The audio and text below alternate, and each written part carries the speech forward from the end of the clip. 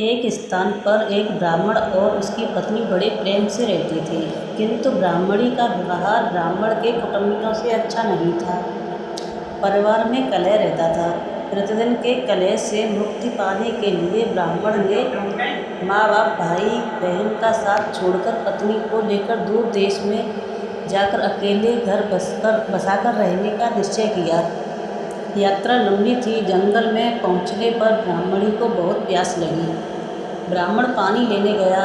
पानी दूर था, देर लग गई। पानी लेकर वापस आया तो ब्राह्मणी को मरी पाया। ब्राह्मण बहुत व्याकुल होकर भगवान से प्रार्थना करने लगा।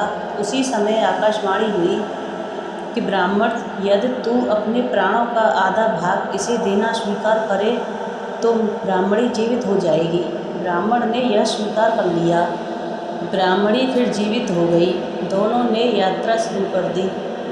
वहाँ से बहुत दूर एक नगर था।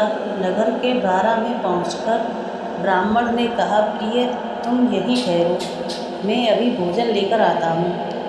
ब्राह्मण के जाने के बाद ब्राह्मणी अकेली रह गई। उसी समय बारा के एक कुएं पर एक नंगा किंतु सुंदर जवान पैर चला रहा था।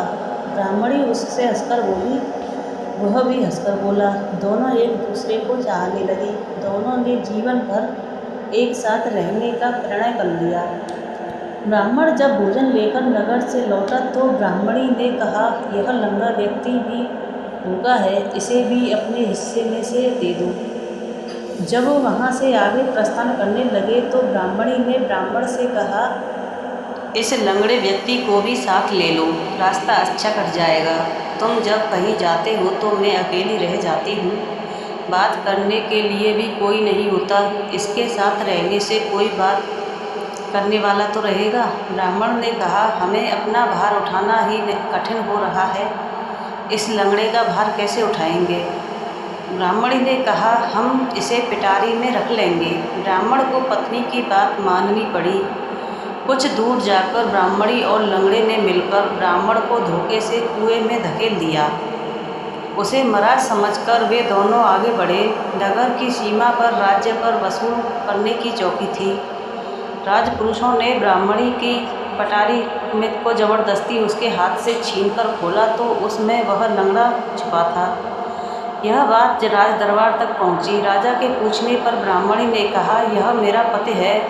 अपने बंधु बांधवों से परेशान होकर हमने देश छोड़ राजा ने उसे अपने देश में बसने की आज्ञा दे दी। कुछ दिन बाद किसी साधु के हाथों कुएं से निकाले जाने पर उपरांत ब्राह्मण भी उसी राज्य में पहुंच गया। ब्राह्मणी ने जब उसे वहां देखा तो राजा से कहा कि यह मेरे पति का पुराना बैरी है, इसे यहाँ से निकाल दिया जाए या मरवा दिया जाए। राजा ने उसके वध की आज्ञा दे दी। ब्राह्मण ने आज्ञा सुनकर कहा, देव, इस स्त्री ने मेरा कुछ लिया है, वह मुझे दिलवा जाए। राजा ने ब्राह्मणी को कहा, देवी, तूने इसका जो कुछ भी लिया है सब दे दे। ब्राह्मणी बोली, मैंने कुछ भी नहीं लिया। ब्राह्मण ने याद दिलाया कि तूने मेरे प्राणों का आधा भाग लिया है, सभी देवता इसके साक्षी हैं। ब्राह्मणी ने देवताओं के भय से वह भाग वापस करने का वचन दे दिया, किंतु वचन देने के साथ ही वह मर गई। ब्राह्मण ने सारा वृत्तांत राजा को सुना दिया।